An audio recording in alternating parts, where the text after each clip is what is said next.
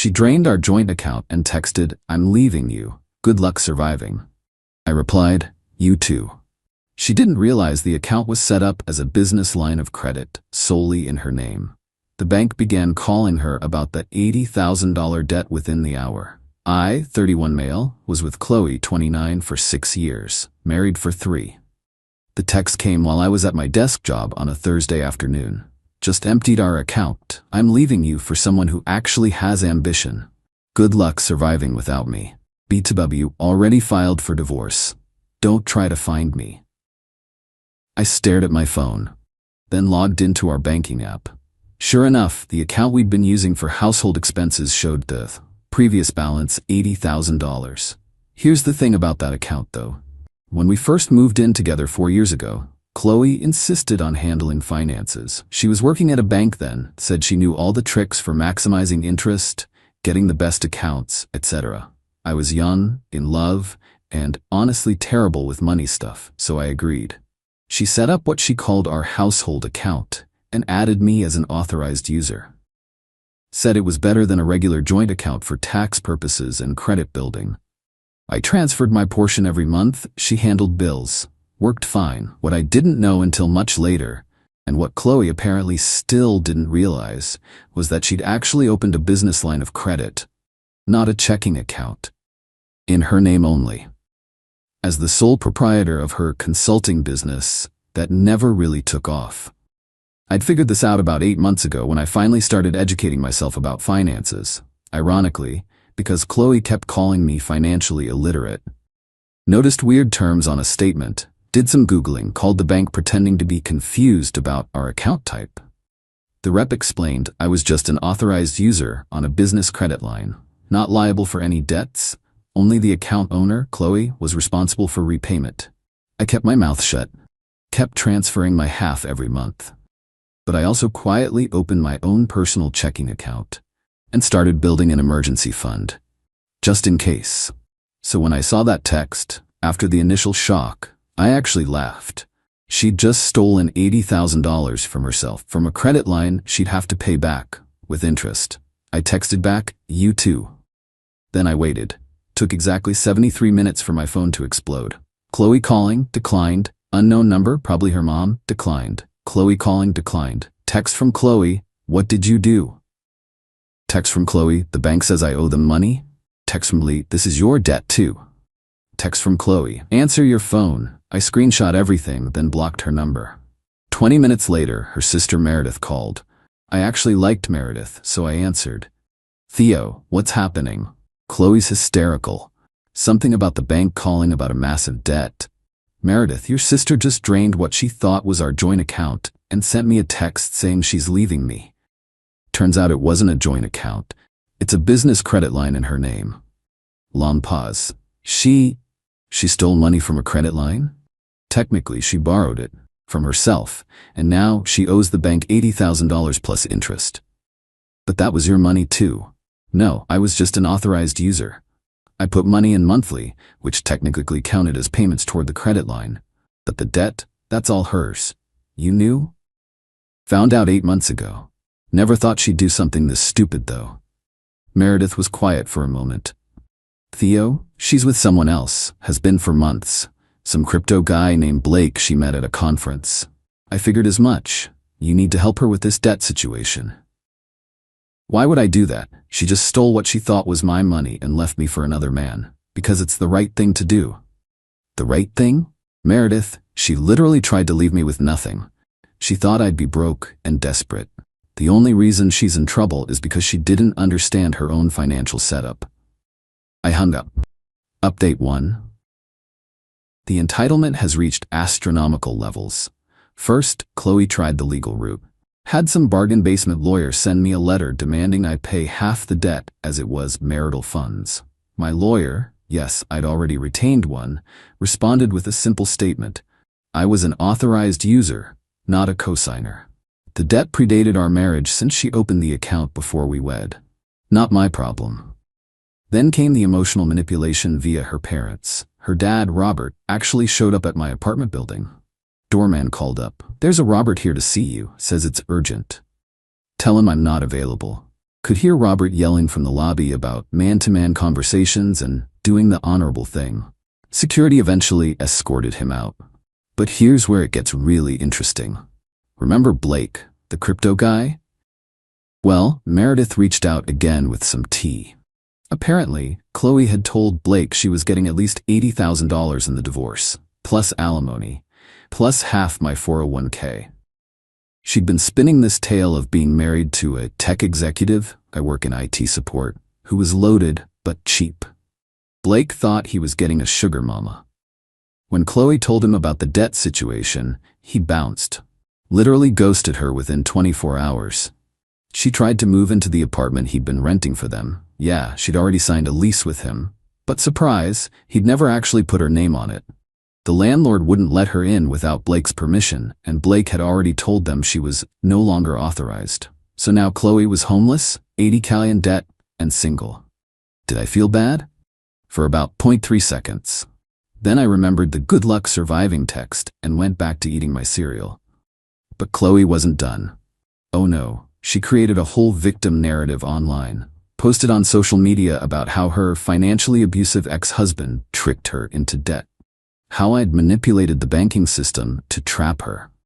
Problem was, she'd forgotten that several of our mutual friends worked in finance. Her former coworker from the bank, Jerome, actually commented, "Chloe, you literally worked in banking. You opened that account yourself. I remember you bragging about the rewards points." She deleted the post, but screenshots were already circulating. Then came the truly pathetic attempt. She reached out to my mom. My mom. Trying to get her to convince me to help with the debt. My mom's response was legendary. She sent me the screenshot. "Chloe, Mrs. Davidson, Theo won't help me with this misunderstanding about our finances. As his mother, could you talk sense into him? The same sense you had when you were cheating on my son with that crypto fool? That kind of sense? Delete my number." But the peak entitlement came yesterday. I got a call from the bank. Not about the debt, about Chloe trying to report the authorized user card as fraud. She claimed I'd somehow stolen from the credit line without her knowledge. The bank rep sounded tired. "Sir, we've reviewed the account history. Every transaction from your card was for regular household expenses, groceries, utilities, etc. Does she really want us to investigate this as fraud?" What happens if you do? Well, filing a false fraud report is a federal crime, and since she sent text messages admitting to taking the money, she withdrew $80,000 at once. How is that not flagged? Business credit lines have different rules. It was technically her available credit, but now she owes it back with interest. The rate is substantial. How substantial? 24.99% APR. I actually choked on my coffee. At that rate, if she only made minimum payments, she'd be paying forever. Update 2. The spiral accelerated faster than I expected. Chloe's lawyer dropped her after she couldn't pay the retainer. She tried representing herself in our first divorce hearing, showed up in designer clothes, probably bought with the stolen money, and demanded alimony because she was accustomed to a certain lifestyle. The judge looked at her financial records, saw the $80,000 withdrawal, saw her texts admitting to taking it, saw that she'd been employed full-time until she quit 2 weeks ago, apparently thought she wouldn't need to work after cleaning me out. Judge, "Ma'am, you withdrew $80,000 from a credit line, quit your job, and now want your ex-husband to support you?" He tricked me. He knew it was a credit line. Did he force you to open the account? No, but did he force you to withdraw the money? No, but he should have told me. You set up the account. You managed it for years. You work in banking. Ignorance of your own financial instruments is not your ex-husband's responsibility. 0 alimony. She actually owes Emmy money because she drained accounts that had marital funds in them. The $80 included my contributions over the years. But here's where Chloe's entitlement went nuclear. She started calling my employer daily, claiming I'd stolen from her, that I was dangerous, that they should be aware they employed a financial predator. HR pulled me in for a meeting. I explained the situation, showed them the divorce papers, her texts, everything. They were actually sympathetic, but said the calls were disruptive. That's when I played my ace. See, I'd been recording everything, legal in my state with one-party consent. including a voicemail where Chloe explicitly said, "I'm going to call your job every day until you pay my debt. I'll make up whatever I need to. They'll fire you eventually." HR's face went pale. Legal got involved. They sent Chloe a cease and desist. She violated it within 48 hours. My company pressed charges for harassment. But wait, there's more. The bank started collection proceedings. Chloe missed her first payment because she'd blown through most of the $80,000 already. How? Well, according to Meredith, who was thoroughly disgusted with her sister at this point. First-class tickets to Costa Rica for her and Blake, $12. Designer shopping spree, $15,000. Deposit on a luxury apartment she couldn't actually afford, $8,000. New car down payment, $10. Couldn't get approved for the loan though. Cosmetic procedures she'd been wanting, $7. The rest went to hotels, restaurants, and investing in Blake's crypto scheme. When the bank started calling about missed payments, she tried to negotiate. Claimed financial hardship. They asked for proof of income. She had none. She'd quit her job, remember? They accelerated the debt. Full $80 plus accumulated interest due immediately. Chloe's solution? She tried to get Robert to co-sign a consolidation loan. He refused. She tried her mom. Also refused. Even Meredith said no. Then she hit absolute rock bottom of shamelessness. She started a crowdfunding campaign. Help a domestic abuse survivor recover from financial exploitation. I kid you not.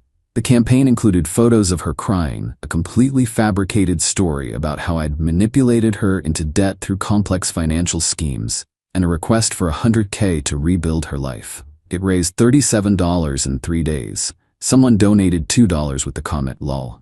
Meredith sent me screenshots of Chloe melting down in their family group chat, demanding everyone share the campaign, calling them unsupportive when they refused. Her own aunt responded, "Chloe, everyone knows what you did. Stop embarrassing yourself." Update 3. The legal consequences started hitting. Remember the harassment charges? Chloe got arrested at her parents' house. Robert had to bail her out. The conditions included no contact with me or my employer. She violated those conditions within a week by creating fake email accounts to send anonymous tips to my company about my criminal behavior. IT traced them back to her IP address. Back to jail. This time, Robert didn't bail her out immediately. Let her sit for 48 hours to think about her choices. Meanwhile, the divorce was finalized. She got her personal belongings, her car, that she was making payments on. 40% of the marital assets would have been 50%, but the judge factored in the $80 she took. I kept. The apartment was mine before marriage. My 401k, protected since she withdrew the $80K. My sanity. She had to pay. The $80K credit line debt. My legal fees. Judge ruled her behavior was malicious. Court costs. The total she owed between the bank and legal fees? About $95. Her solution was spectacular in its stupidity. She tried to declare bankruptcy. Except, she'd transferred some assets to her parents to hide them before filing. The bankruptcy trustee found out. Of course they did. It's their job. That's bankruptcy fraud. A federal crime. She panicked and withdrew the bankruptcy petition, but now she was under investigation. During all this, she was still living with Robert and her mom. From what Meredith told me, it was rough. Chloe expected to be treated like a victim. Instead, her parents made her get a job. She's now working retail, pay rent, do chores, attend financial literacy classes. The irony. She lasted 2 weeks before having a meltdown about how everyone was punishing her for falling in love with Blake, who hadn't contacted her since disappearing. Then came the last desperate play. She reached out to my ex-girlfriend from college, Amber, on social media, tried to convince her that I was some kind of financial mastermind who'd conned them both, wanted to team up to expose me. Amber's response was perfect. She sent me the screenshots. "Chloe, I dated Theo for 2 years. He's literally the most straightforward person I know. We broke up because we wanted different things, not because he's some evil genius. Also, girl, you stole $80K and got caught. Take the L and move on." But my absolute favorite part? Last week, I ran into Blake at a coffee shop. He tried to avoid me, but we ended up in line together. So I said, "How's the crypto going?" He looked embarrassed. "Look, man, I didn't know she was married at first. Don't care, but I am curious. Did she ever invest in your scheme?" "Yeah, about $15K. How'd that work out? The coin crashed. It's worth maybe $300 now. I actually laughed out loud in the coffee shop. Final update. The conclusion is both pathetic and predictable. Chloe's debt to the bank went to collections. Her credit score is destroyed. She'll be dealing with this for the next decade minimum. The harassment charges resulted in 18 months probation and mandatory anger management classes. She has a criminal record now. Her job at the retail store lasted 6 weeks. She got fired for berating a customer who she claimed looked at her judgmentally. Now she's working at a call center, ironically doing collections. She tried one more Hail Mary, reached out to me through a mutual friend asking if we could start over, said she'd learned her lesson, and Blake meant nothing. My response through the friend, tell her I said good luck surviving. The mutual friend later told me Chloe went ballistic, screaming about how I'd ruined her life and set her up. Robert finally kicked her out after she tried to steal checks from his checkbook. She's now living with a cousin who charges her market rate rent and requires first and last month up front. Meredith and I actually still talk occasionally. She told me Chloe recently said at a family dinner that she was the victim of a sophisticated financial conspiracy and that I'd probably been planning this for years. Her uncle, who's an accountant, responded, "Chloe, you opened a credit line, forgot it was a credit line, stole from it, and got caught. The only conspiracy here is how you graduated from college. As for me, I'm doing fine. Kept my job, my apartment, my retirement savings. Started dating Jade, a woman from my rock climbing gym who actually understands how bank accounts work. The 80 teller Chloe stole? Well, technically she stole it from herself, and I'd only contributed about $20 of that over the years in monthly payments. The bank considered those legitimate payments toward the credit line. So really, she played herself. Last I heard through the grapevine, she's in debt for the next 15+ years. Living paycheck to paycheck, Blake is being investigated by the SEC for his crypto scheme. Her parents barely speak to her. She's banned from 3 local banks for aggressive behavior. Still posts vague quotes about surviving betrayal on social media. The moral of the story? If you're going to drain a joint account and leave your partner with a good luck surviving message, maybe make sure you actually understand what kind of account it is first. And definitely make sure it's not a credit line in your name only. Because turns out, karma doesn't need my help. Sometimes idiots destroy themselves with their own entitlement. Good luck surviving, Chloe. You're gonna need it for the next 15 years of monthly payments. Edit. Since people keep asking, yes, this is all legal. No, I had no obligation to warn her. She set up the account. She managed it. She worked in banking. Her ignorance of her own financial instruments isn't my responsibility, especially after she tried to leave me with nothing. Edit 2. For those saying I should have told her, she literally sent me a text saying she was leaving me and to good luck surviving after stealing what she thought was our money. Why would I help someone who did that? Edit 3. Chloe, if you're reading this, and Meredith says you've been hate searching my username, that financial literacy class you're taking, pay attention. Might help with the next 180 monthly payments you've got left.